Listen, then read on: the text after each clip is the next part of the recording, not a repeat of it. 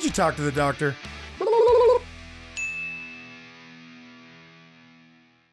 Welcome to yet another episode of Talk to the Doctor. And I'm here today with Steve Sherman, photojournalist, photo editor extraordinaire. Thank you very much. And welcome to my show. Well, dude, thank you for having me. I'm honored to be here. We're honored to have you. Love your work. Well, it's likewise, because as we look into it, there's a lot of stories with you, my man, and I can't wait to jump into it, okay? Yeah. So you have to shut me up because I'll keep talking. Well, we're not here to shut you up. I know. I'm famous for talking. So where I would like to start, which I do with all my guests really, is just to try to get at the underbelly. Like, where did it all start for Steve Sherman? Where was that, and where was it that you realized your life journey? Okay, well, I was born in the Midwest in a town called Elwood, Indiana, which is about 10 miles from Fairmont, where James Dean was raised. So, but we were living in Indianapolis. They had me in Elwood. So then I lived in Indianapolis. And my dad worked for Fairchild Semiconductor. He worked for Channel 13. And so I was just basically a football, baseball kid. Makes a lot of sense from Indianapolis. I know that's a very full-on football, baseball, yes. I grew up playing those sports too. Yeah. And I love those sports. Yeah. But then, at one point, are they that fulfilling? Yeah. Well, what happened was, so my dad got transferred from Fairchild in 74. So we moved from Indiana to California. Nice. And so we moved there, and the first day we stayed at the Town and Country Hotel in Fashion Valley. I'm in California, and I'm going, wow, what's football going to be like here? I have no idea. So we go to the fashion mall, and we see a sporting goods store, and we go in there, and I've been looking for a skateboard for like 2 years in Indiana. Couldn't find one anywhere. Whoa. No skateboards were anywhere, any store. What year? That would be years. Like 73, 74. Couldn't find a skateboard in Indiana, 73, 74. No. And we tried. Wow. But I wasn't upset. It wasn't a big deal, but I wanted one. Somebody was drawing me to it. So the first day we're there, we go to the sporting goods store, and I got a clay wheel skateboard. Black Knight. Yeah. And my sister got a steel wheel one. So we go back to the hotel, and God. We stayed there for like 3 weeks. So that's what I did for 3 weeks. I rode around and around and around. Oh my gosh. And I learned, and so I got the bug. Let me ask you this question real quick before we go. Your sister got a steel wheel. Yeah, okay. We didn't know what they were. And then so we bought two of them, and she got the steel one, which was like, I know. Do you remember trying to do a turn on one of those? They would slide like the steel. Well, I knew immediately the clay wheel was mine. Of course. Those were revolutionary. That's why I knew it was a Black Knight, because we had steel wheels and they couldn't turn. Like they would slide. Yeah.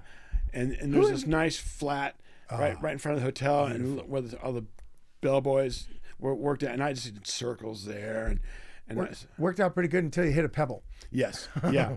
The steel, but then about a year later, urethane wheels hit. Yeah, the urethane revolution, and my dad got me a Compass skateboard, which were out of Encinitas, and it had urethane wheels. And then I really got into it, and I was just learning and.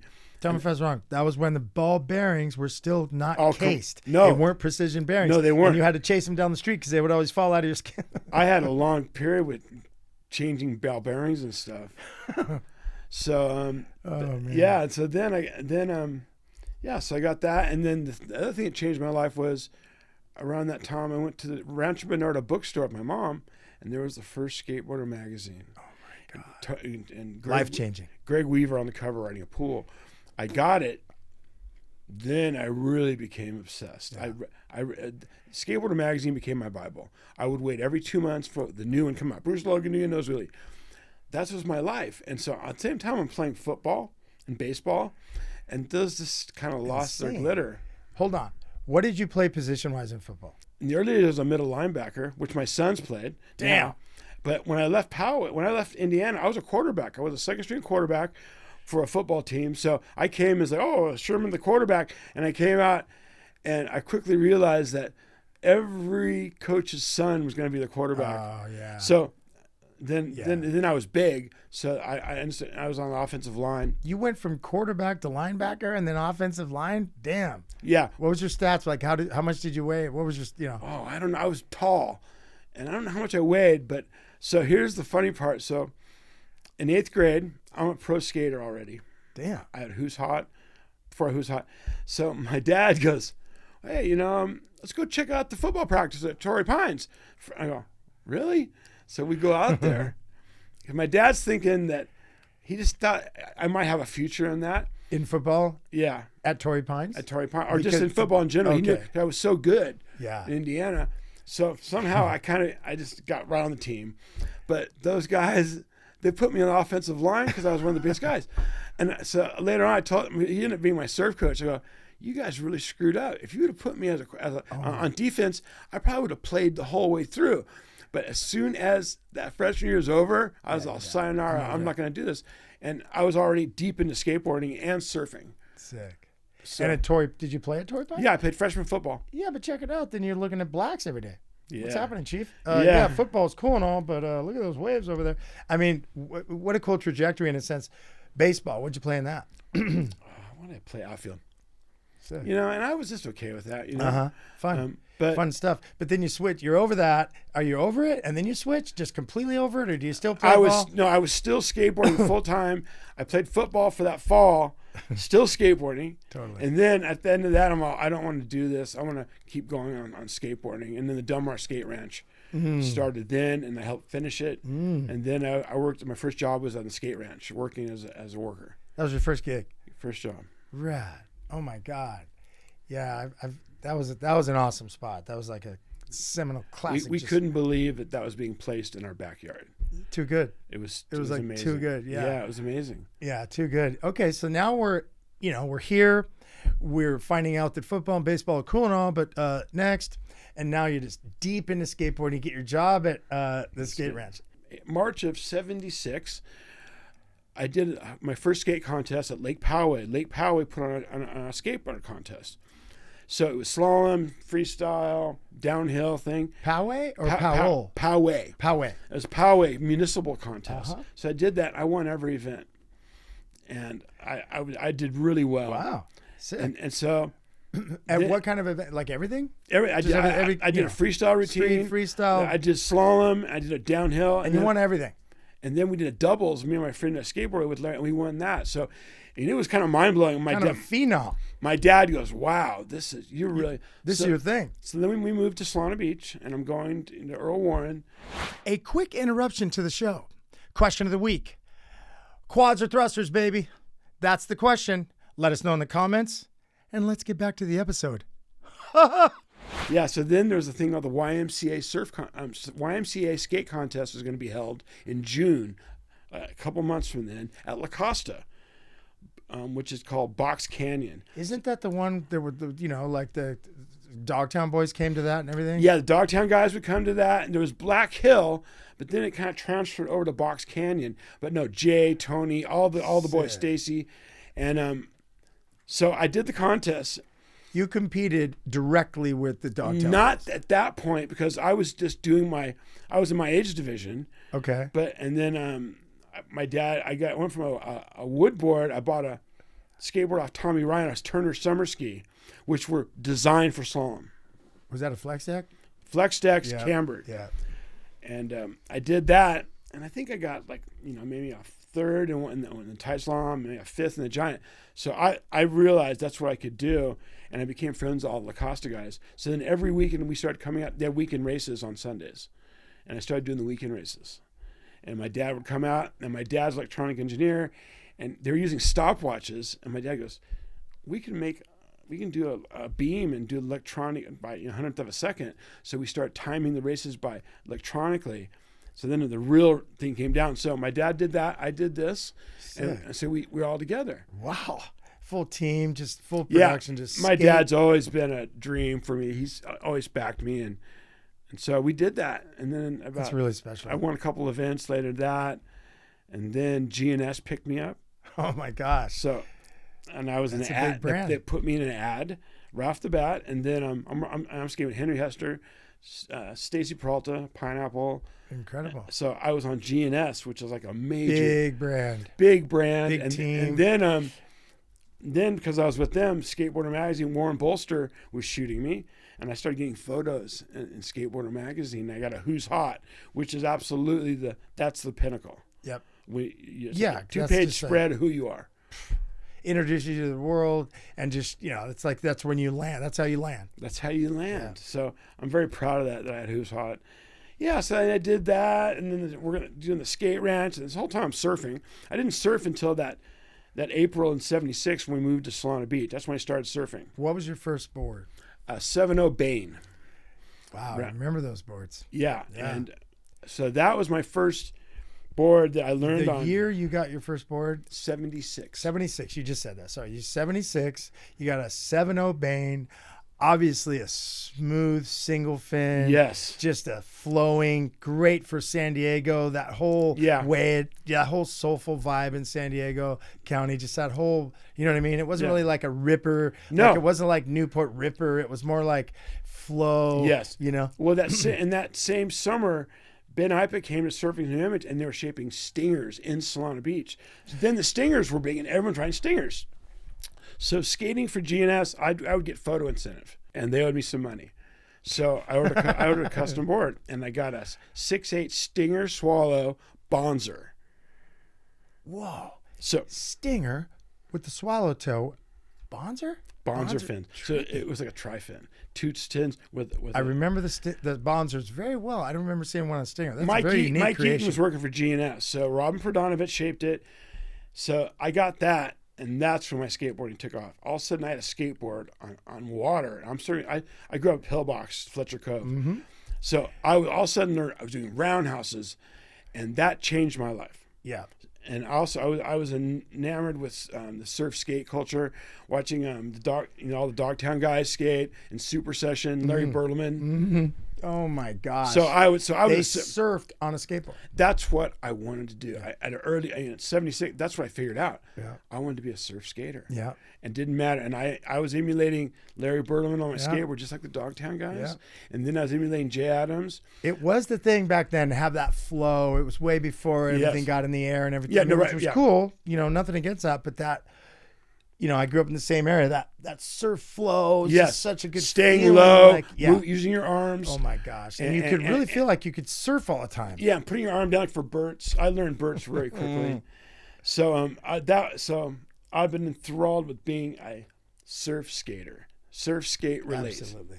That's my life. And it still is my life. Beautiful. I still ride skateboards on the street all the time, and I warm up at Seaside. I'll pump around the parking lot. I still do that, and that's great warm up, and it's just it's awesome. Really a great connection. Great to talk about. I love that because I came from the same era, and everything you just talked about was right there with me. And the cool thing is, I met all those guys like Jay Adams and Tony Alva and Stacy Peralta at La Costa, so I became friends with those guys. And I'm still friends with Stacy. I'm still friends with Tony, and even J Boy. I went to Hawaii I guess it was like 93, and he looks at, and I'm at some things, he goes, Steve Sherman, GNS. And I went, yes, Jay knows me. That's so cool. That was my big, I was like, okay. Yeah, that was a moment. Plus, how cool is that guy? I mean, the best. He was, so I think he's probably my favorite skater. And him and Tony Alva, both were the guys that influenced me a lot. You and the planet, but Who didn't get influenced? Same as me. They were just like gods. Then Larry Berleman. Definitely. Larry Berleman.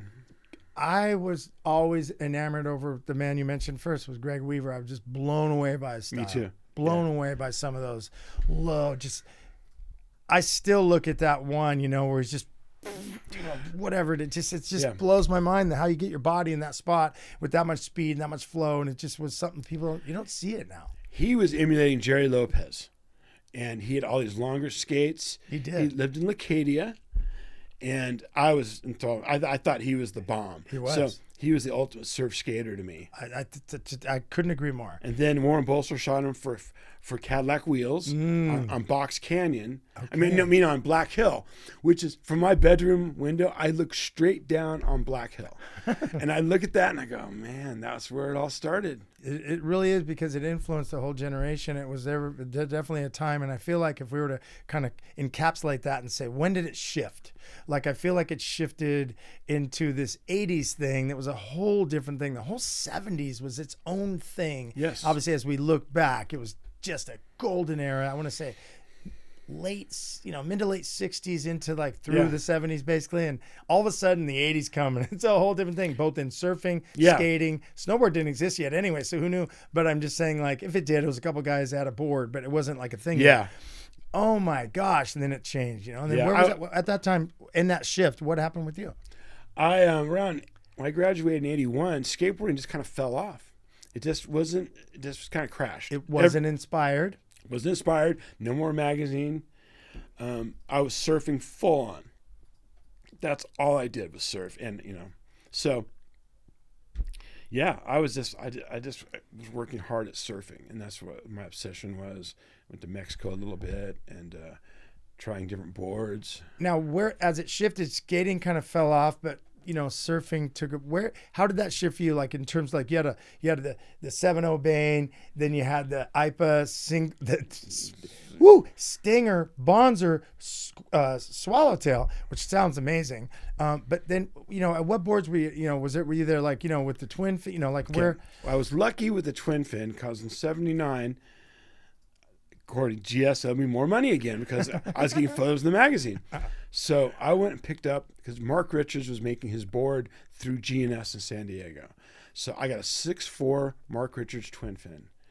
I got that, and that completely changed my surfing. Yep. I became competitive. I was still one of the top surfers at school. I was able to NSSAs and do fairly well. But that twin fin, life-changing. You could ride it in triple overhead surf. There was that good, well designed. Yeah. So that's where my life. I rode that for a long time. That was the shift moment. Like that you was got the that shift. 6'4" Mark Richards. Yeah. Swallowtail again. Yeah. Swallowtail. 79, and then That's so weird. I got the exact same board in 1979. And it changed my life. My friend Dave Weissobel came back from Australia, and he was sanding. I think he was sanding at the Mark Richards factory, and he came back, and he gave, I got a 6'4" Swallowtail twin fin from Mark Richards in 1979, and it was life-changing. They didn't miss. They didn't spin out. You could ride them in big surf. Mark Richards designed that with Brewer. It was a Ferrari. It was a Ferrari. It was a big way to change. Like you had to learn, like you relearn surfing kind of. Yeah. I did. I had to. You had to relearn. You had to get on. But once I did that, and then I rode that until Simon made the thruster. And the funny thing is, Simon was in Solana Beach with Gary McNabb at Nectar Surfboards. And I knew that was coming around. My friend Craig Hollingsworth was shaping for him, for Gary at Nectar. So then I got an early version of the thruster. And then I ended up surfing for Gary about a year later. And Simon would come in town, and I'd help him out get places and stuff. So, and now I've gone the full gamut. I'm friends with Simon since. So I know him, but the thruster changed everything. Oh. Completely world changing for every single human on the planet. Yeah. Anyone. So I'm really happy I learned to surf in the 70s because it was all style. Mm-hmm.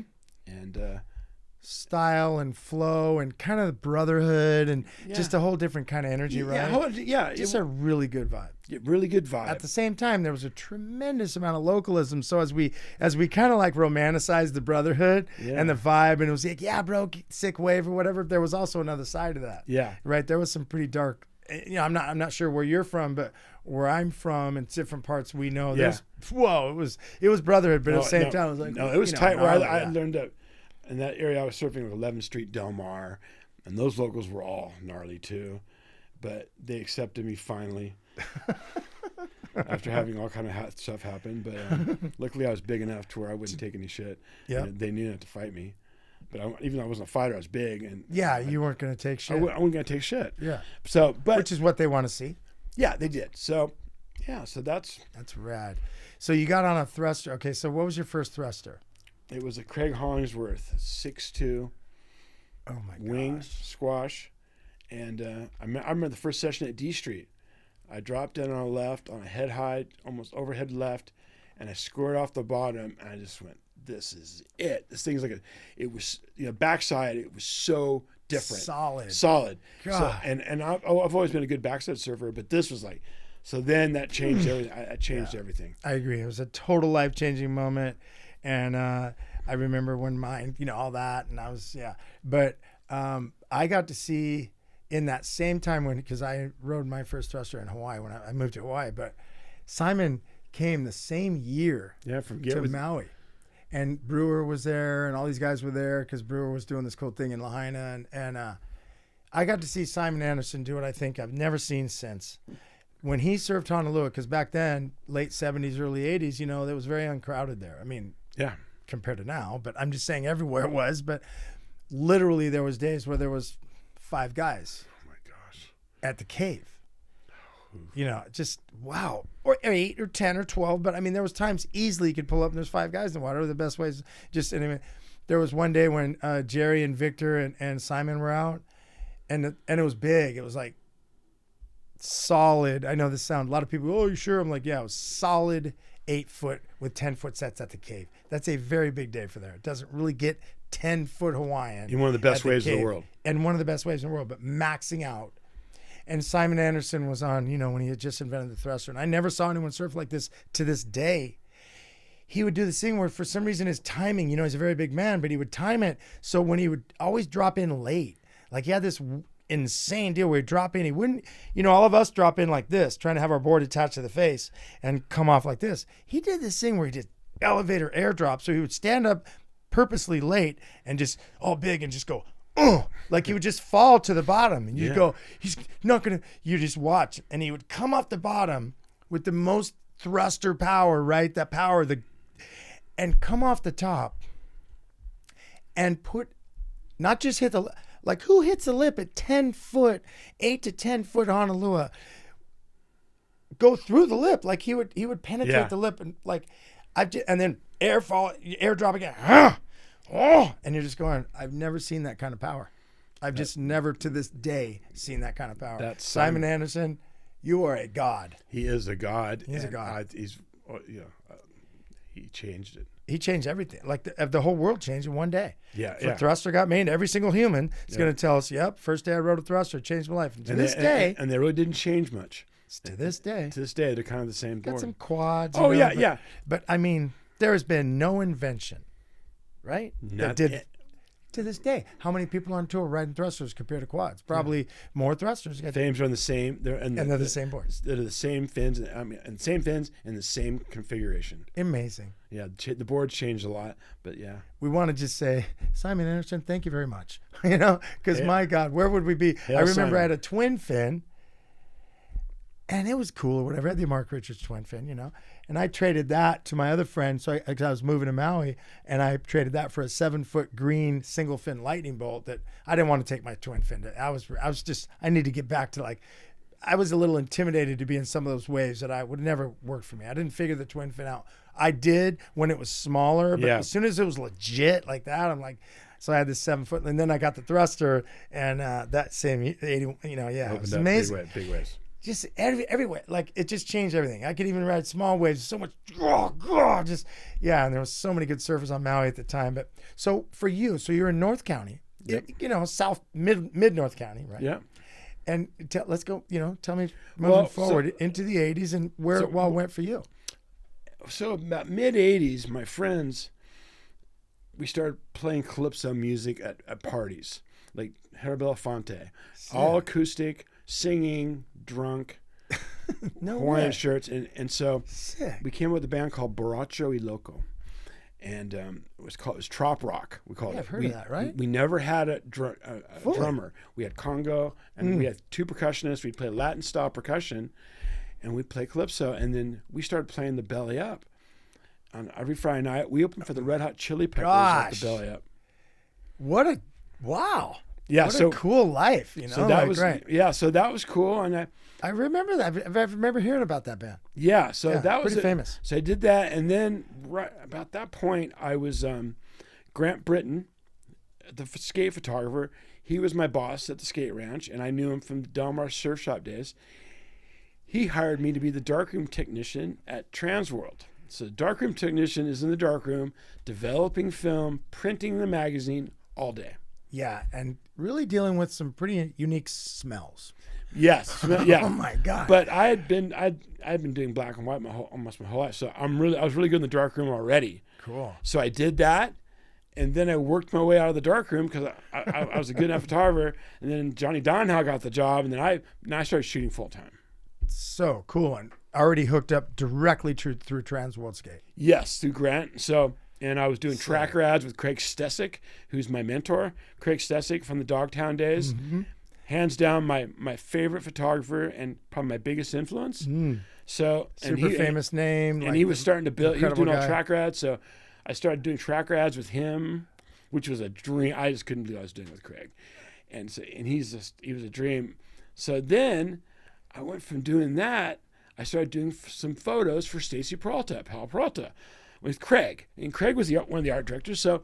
Wow. I'm giving them photos. I went on a tour with them. And so now I'm working for Paul. I'm thinking, this is godlike. Gosh. This is the big one, though. So then Stacy, I was about 90. He said, hey, Steve, can you mind coming up to Silver Lake? I want to have a meeting with you. And I'm like, sure. So I drive up there. He pulls me in his office. He's like, Steve, I'm going to leave Powell.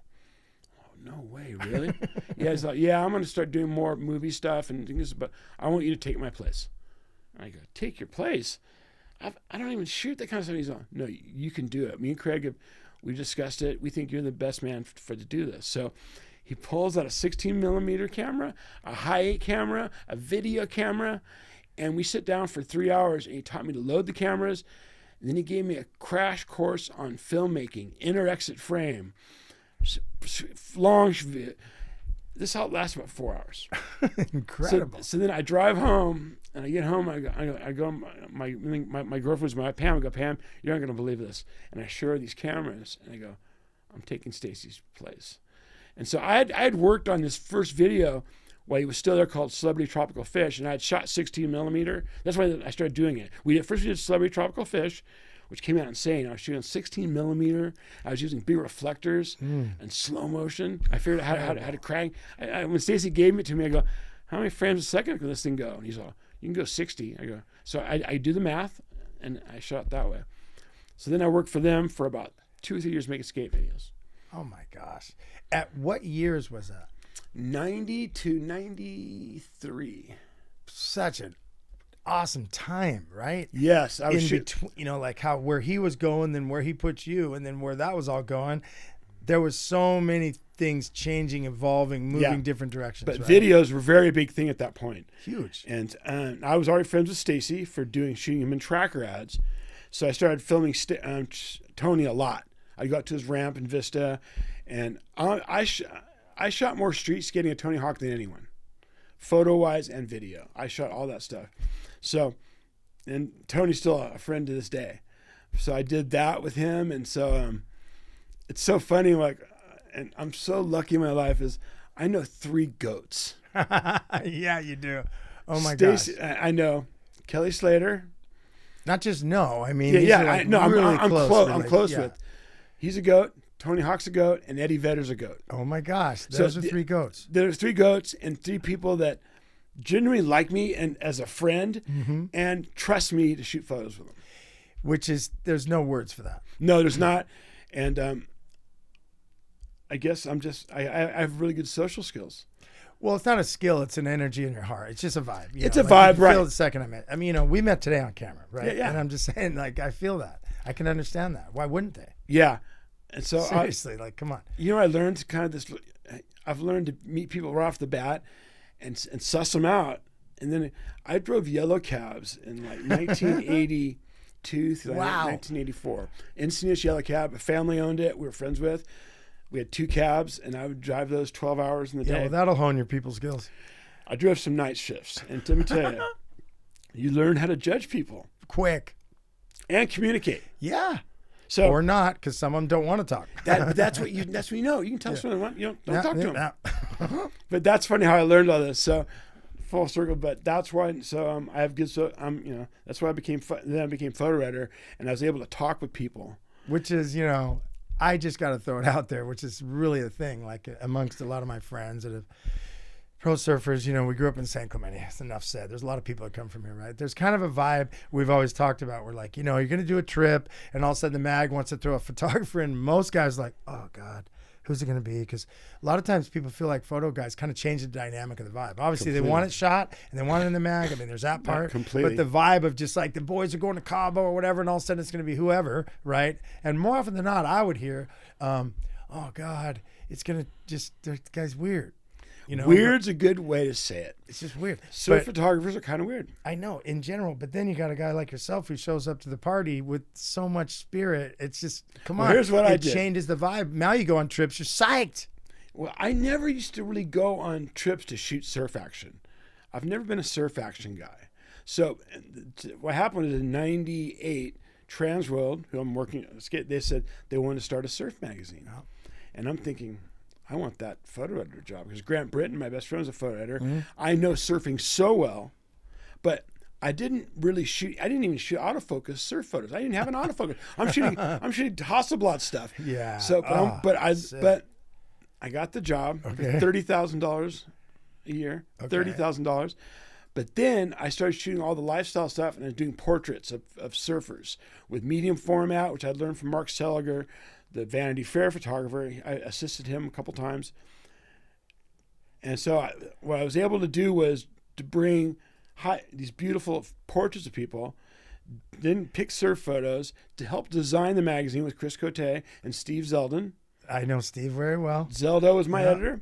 And we changed surf mags. We wanted to make a surf mag look like a skateboard magazine.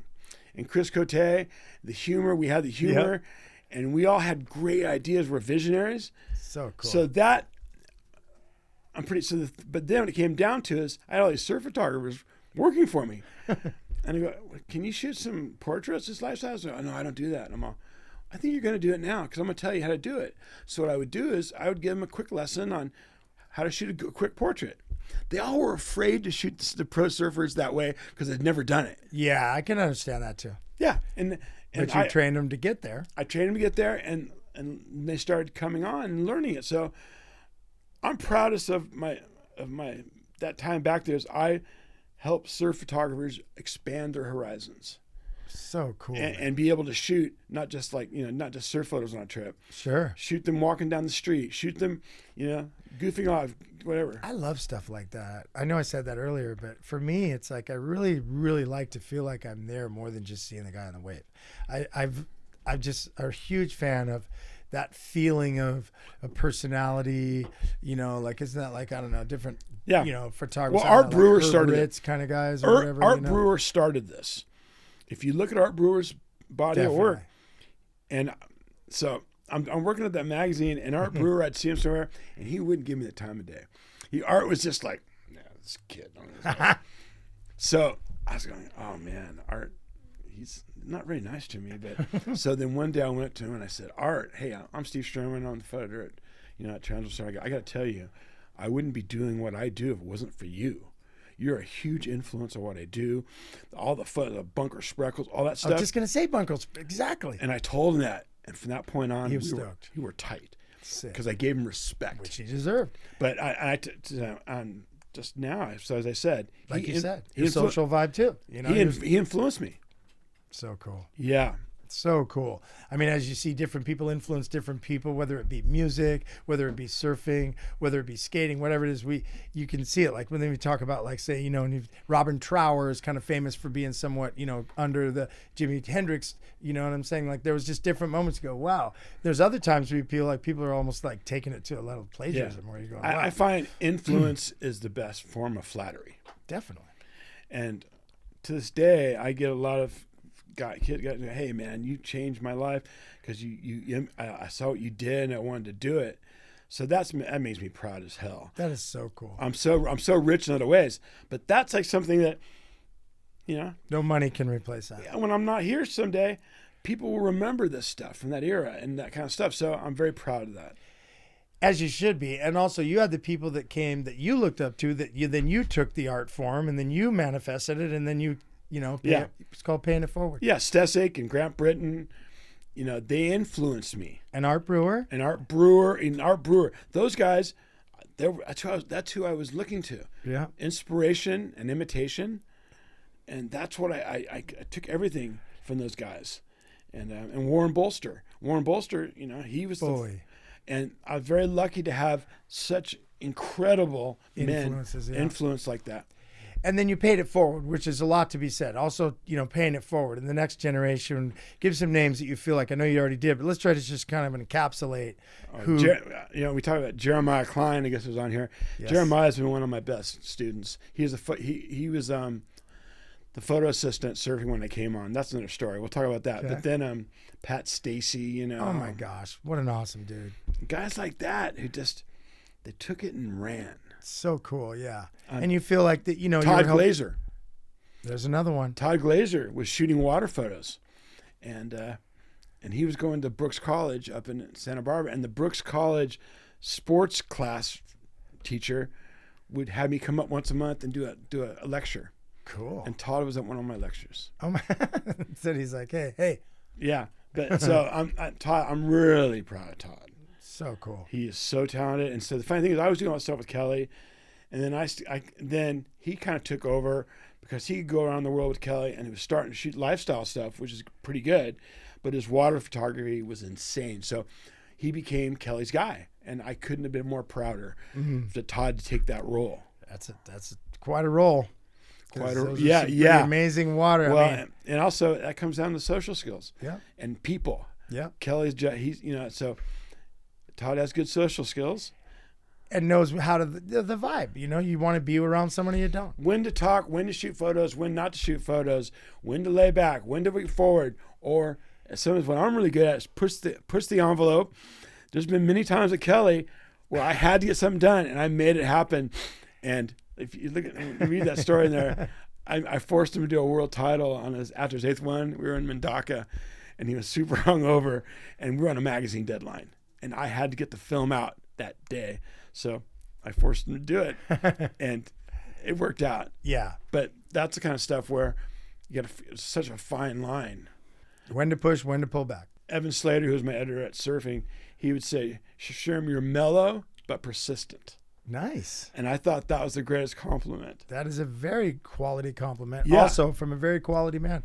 What Evan Slater, just amazing. Well, so right? then Amazing. So then I'm working at TransWorld Surf, and politics raised their ugly head, and I got fired right in the middle of this, and it came down to some politics about advertising, and some people wanted something different. I was blown away because we had changed it. So I left around 2001, a month after 9/11. I'm going, oh my God. And I just bought a house. I had a baby. Ooh.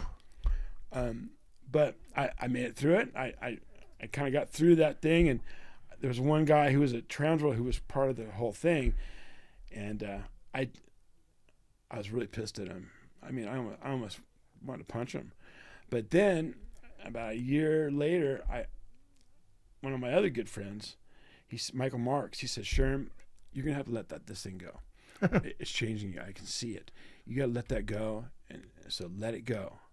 So I let it go. Good advice. And I went and met with them. I said, "Hey, you guys, I know, we all know why this happened. You guys know it wasn't right, but I'm letting it go. And I'll even shoot for you guys again if you want." So Pete Terrace, who took my job after that, he hired me.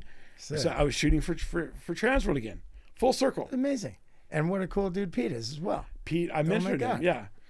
But then,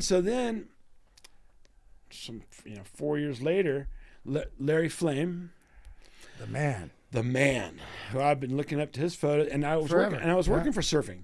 That's what I worked for after the Trams thing. I did trips. Nick Carroll hired me to go to France in '95 and cover the World Surf Tour. Beautiful. Which no one had ever done on this level. Sure. So I did it. Wow. I mean, what a shift. Big shift. So I'm doing that, and then Larry gets brain cancer.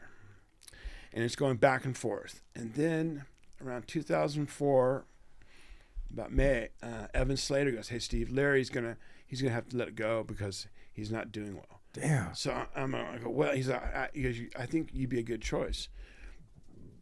So he said, "Tell you what, why don't me and Larry go have lunch, and we'll see how it goes." So I go with Larry and Evan. So we're sitting at some sushi bar down at the end of Pico, and we're sitting at the table, and it's kind of quiet. We don't really talk about anything yet. I'm going, "Oh fuck, is this gonna happen?" So then Evan goes, I gotta go to the restroom. So he goes to the restroom. And I look over at Larry. I go, Larry, so I know what's kind of going on with you. And there's been rumors that I might be in for the job of being photo editor. And he goes, I can't do this without your consent and your blessing. And he grabs my hand, looks at me, and he goes, Steve, you already have it. And I mean, I'm like, you're kidding. And it was an emotional moment. It was still an emotional moment. But Larry trusted me, and me and Larry had goings when I was a TransWorld guy. We had some back and forth, and I worked for him. He knew me really well, but he trusted me. That's huge. And he gave me that job. So I went from getting the job at TransWorld, getting fired.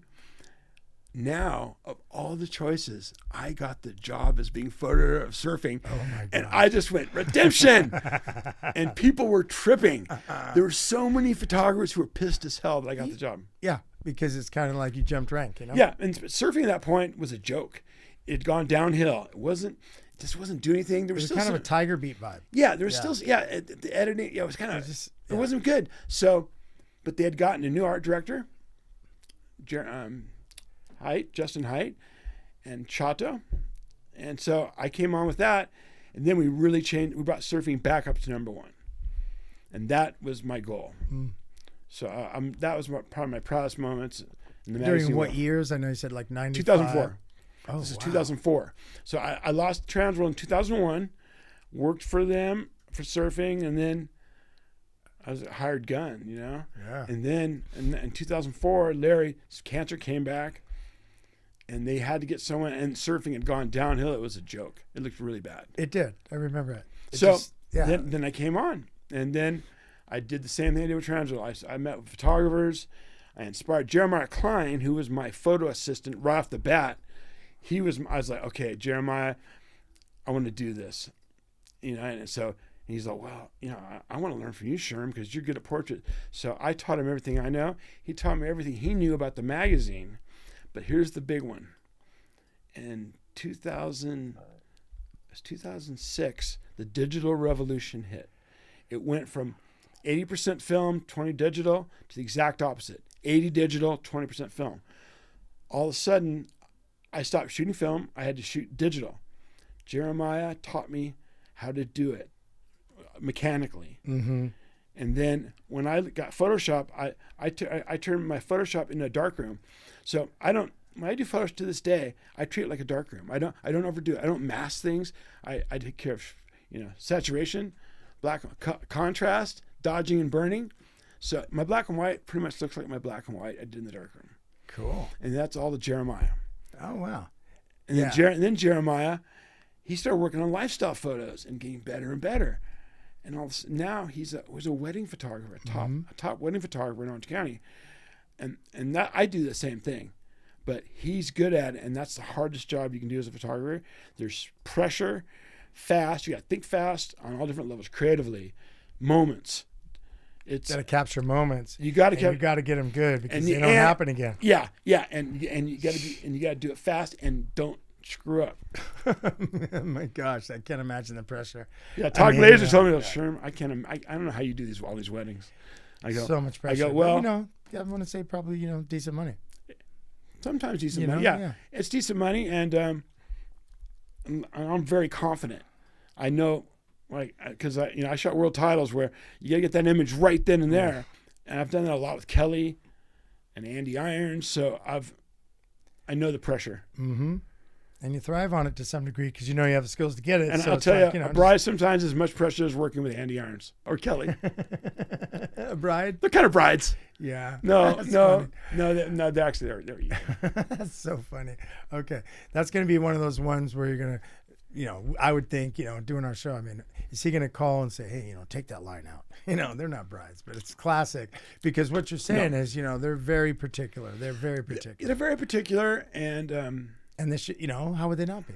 Yeah. You know, the thing about Andy was he really liked me. He loved me. And the thing he said to me, like, I talked to him about 3 months before he died. I was in France. He's like, Sherm, you always made me look good.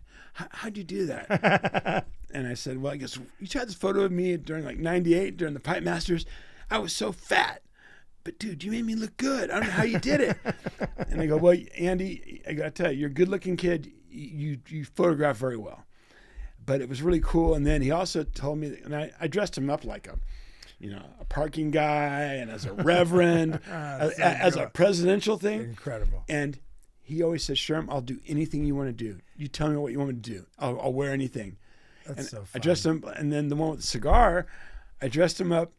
I want to turn you into a gangster. And he's thinking I'm going to turn him into like a hip hop gangster. I'm like, and you're thinking New York. No, I'm thinking Chicago. Chicago gangster. Okay. Gangster. So I brought baggy pants, a wife beater, suspenders I got married in, and a fedora. And then I brought a big Churchill cigar. And at the end, I'm shooting him in a parking garage in Huntington. And for the last shot, I go, here's the last shot. I want you to smoke the cigar. And I want you to blow smoke at me sometimes. So we're going back and forth. So he's hitting this thing hard. He's getting all lightheaded, He's bro. like, fuck, Sherman. He goes, I'm so high on nicotine right now. I can't do this.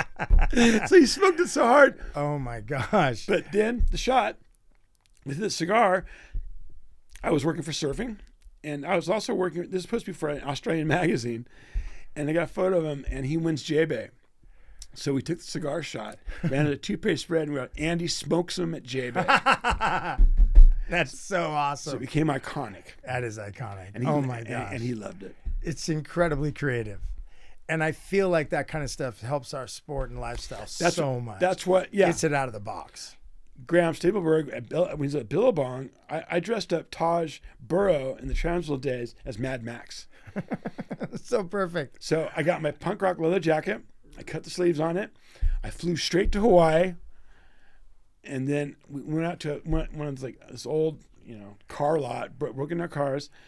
We got dirt, and I put dirt on him, and we got Pete Johnson's dog, and we turned him into Mad Max. And he's like, Steve, you turned Taj into a rock star immediately out of the gate. And I made him look bigger than life. And that was my thing, is I wanted the surfers to look bigger than life. And I've worked with Mark Seliger back in the 90s as an assistant. If you look at his work from he did the same thing. He dressed up Fleetwood Mac and the guys as wedding, as bride and groom, and he would do that. So, and I was shooting medium format at the time, so I embraced that, and I started doing that, and it changed everything. It did, and it brings a lot of life. Like I feel like it helps people enter a whole new realm of how they see their heroes, in a sense. Yes. Like they're having more fun. They're not just in the water. You just get to see it did it. And I feel like at that same time, we started getting culturally almost more opportunities. I mean, think about it. Even at the same time, wasn't it similar time that Stacy got to do Lords of Dogtown? Yeah. I mean, 99. There's just this stuff going on creatively with film, storytelling. Now it becomes storytelling.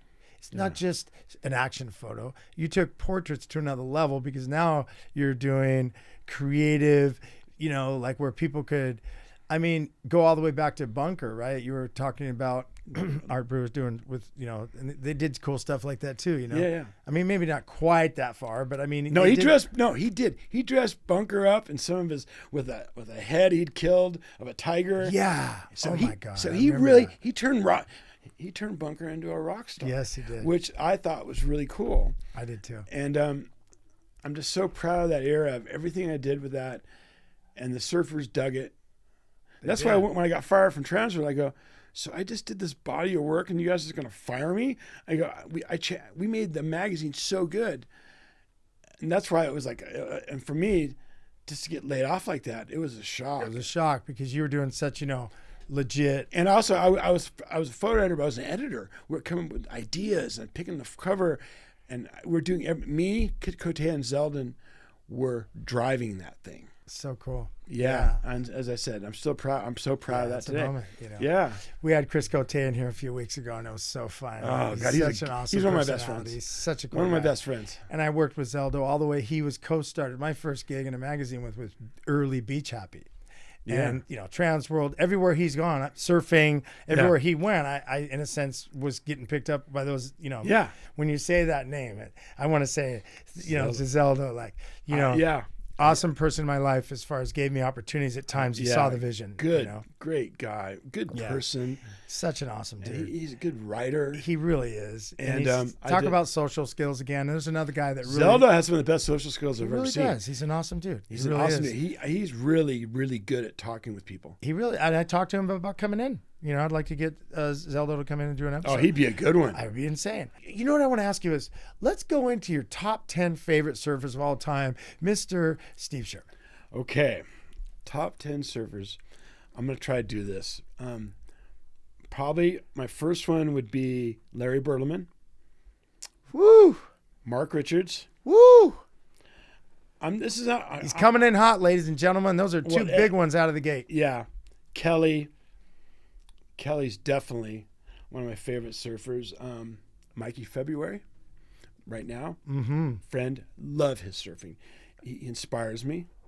I'm going from this moment right now. Cool. Mason Ho, incredible person, incredibly fun. Totally. Let's see. I said that. Richard Cram. Oh, I love that you mentioned Richard Cram. Richard Cram. I met him a couple times when he was going for Nectar. Oh Cram, he was just amazing. Dude, his surfing, so inspiring. Oh my God. Yeah. Yeah. Recently, we did an episode and Dino mentioned Richard Cram, and I would mention. Well, his son Bo now rides for Chris Christensen, who's a good friend of mine. And he's making him high-tech twin fins. Yeah. And Bo is just surfing so insane. different. I saw something on him, and I was blown away. I gone, Bo Cram? Just amazing. Yeah, what amazing. And that's, I think, 5. Is that where we're at, 5? Well, my mate Jeff Baldwin's one of my favorite surfers. Baldy. I grew up with him when he was a little kid. Rad dude. Super rad dude. For the surfer he is, and Maurice Cole is one of my favorite surfers for Incredible. who he is. Yeah, I've hung out a lot with him. You spent some time in Europe with him? Yes. Yeah. At the 95 on my first trip to France, we stayed at his house. Sick. Oh, Tom Curran. Oh, what the fuck? The one and the only. Yeah. I'm very lucky gosh. to have Tom Curran. I've surfed J-Bay with him a couple times. My gosh. And I've had him compliment me on turns I had a turn in Mexico on a small wave, and then I caught this wave at J-Bay. This is about like 6-7 years ago. From all the way from the outside to the inside at Super 2s, I kick out, and Tom's like, Steve, that was a really good wave. And I went, thanks, Tom. That's amazing. Oh my gosh. Like Jimi Hendrix telling you he liked your song. Yeah. Nice riff. I had a good riff. Wow. Yeah. Thanks, Chief. Okay. So I think that's in the 8. Yeah. Yeah. Give me a couple more. I'm trying to think. I've nailed a lot. You really have. This is an awesome list. Tom Carroll, probably. Hello. Tommy Boy. Hello. Good friend. Power Mongrel. God. Oh my God. Kelly brought one day to where we trained. He brought Tom Carroll and Tom Curran in the room. And it was so amazing because the two Toms have such different personalities. I need one more, and I got one of the best ones. Okay. Taylor Knox. Woo! Carve master. Kind of from the Richard Cram school, maybe a little bit. Yeah. Still rips. Powerhouse. One of the best people I know. Yeah. Oh, and one more. Okay, we'll throw you 11. Mick Fanning. Come on now, you can't hate to leave Mick out, and then you got to go to the Goldie. Mick's my mate. Absolutely an awesome surfer. Come on. And he is one of the best. There's a couple of all the surfers who are the best people. There's 2 people that stand out: Mick Fanning and Mark Richards. Oh my gosh, they're from the same mold. They're so giving, so social skills, genuine people that I am. Oh, well, and okay, we're going for 12. I feel like there's a 12th one, ladies and gentlemen. Sherm, you get the 12. Occy. Hello, Occy. How does a list come without Occy? Occy. That's why we did 12 for you just now, because you got such iconic names. Well, and I know all these guys, so I'm allowed 12. You 12. are. So I'm going to keep it this at 12. This is my show. Guess what? I don't have a boss, so you get to do 12. So Occy is one of the guys that I can't believe is one of my good friends. He is such a beautiful. I've shot him when he did his world titles and stuff, and he goes, Shem, what are you doing, Shem? And so I was in Hawaii. last time like 7 years ago. And he goes, "Hey, Shem, what are you doing?" I go, "Well, I stopped drinking like 4 months ago." He goes, "No way. I did too." He's like, "Yes." So we haven't drank alcohol for like 8 years. Oh, congratulations. Yeah. I'm not sober. I'm California sober, as we say. And so is Occy. We're both California sober. Tell me what that means. That means you still partake in marijuana. No, you just don't drink. You just don't drink. Yeah. And microdose mushrooms. Microdose. Oh, this is great. Yeah. I love it. But not drinking is a big deal. It's huge. And thing. I love, gosh. here's what me and Ock, we just love our beer. We just love our beer. And I've always loved beer. And you had to give it up? I decided just to give it up. Well, at a certain age, you know. Yeah. I'm not thirsty anymore. We had our fun, you know. Yeah. So I'm very proud of that. But I'm glad I used Occy the last one because his power surfing was so inspirational with me.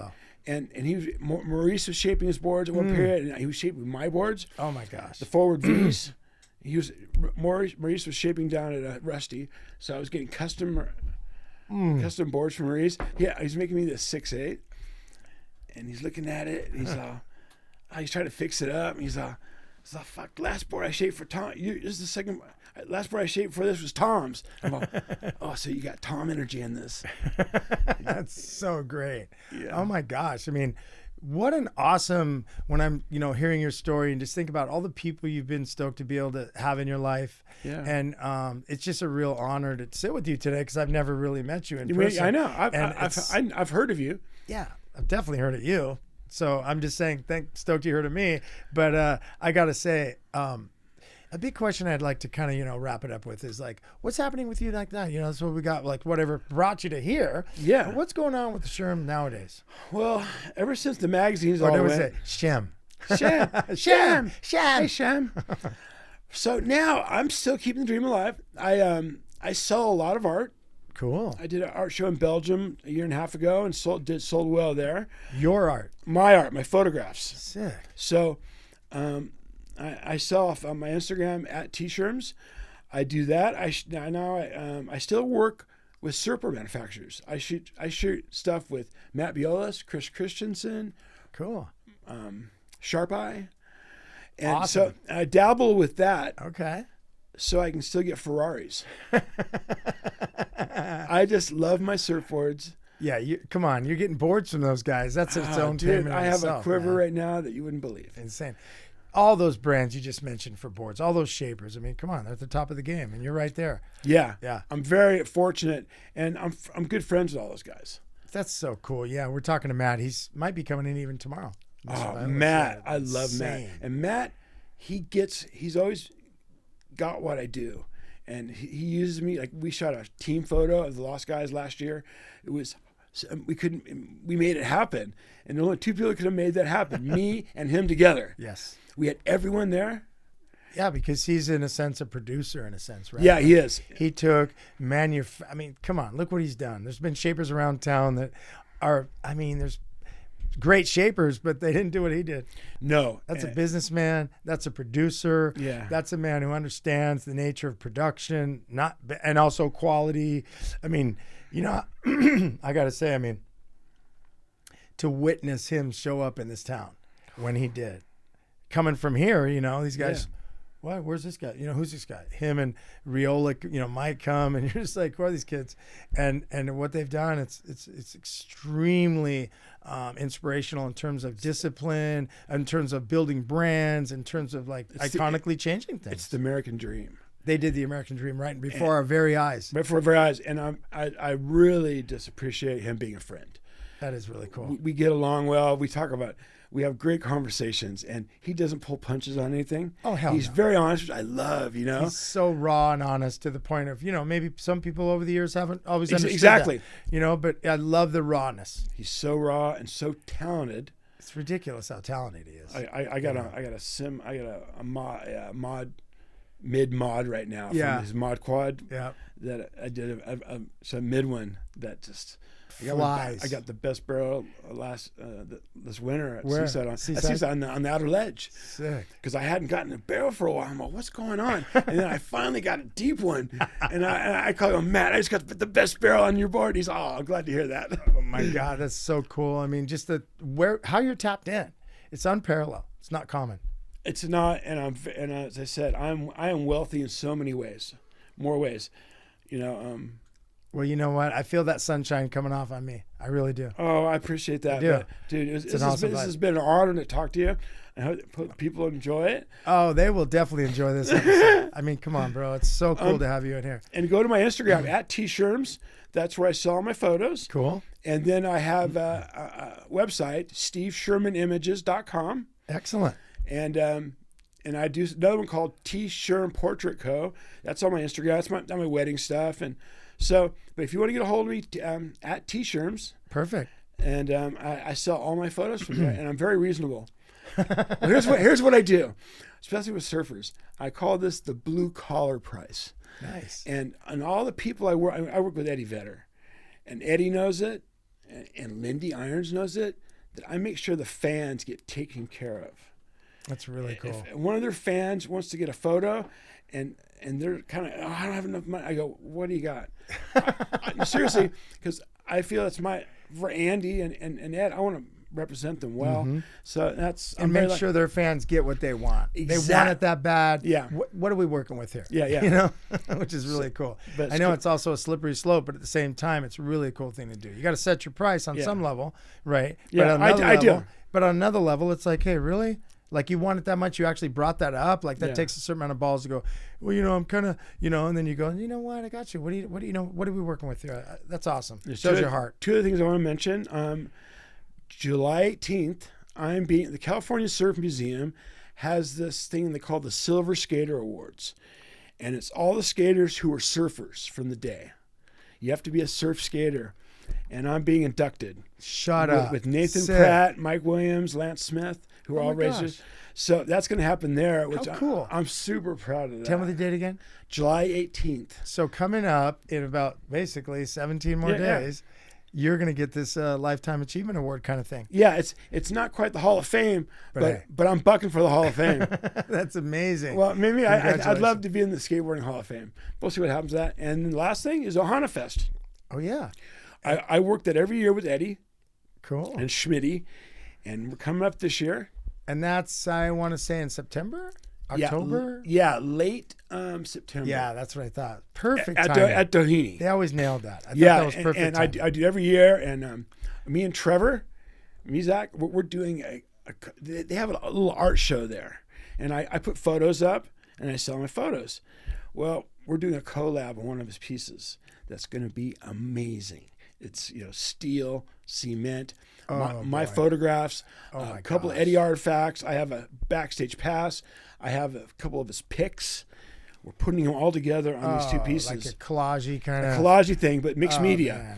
Man. And I could not be more prouder of this.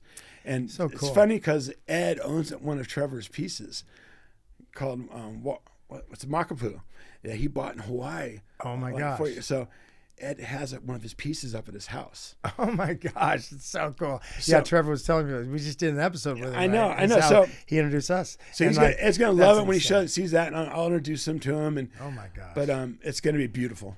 That would be insane. You know, it would be even more insane. I mean, get Eddie on my show, man.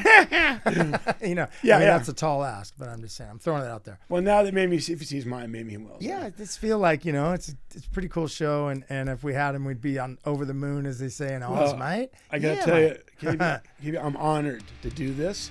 You're really good, and I love your vibe you're putting out. And as I said, I'm just proud to be here. Well, you know what? Thank you. Well, you know what, Shem?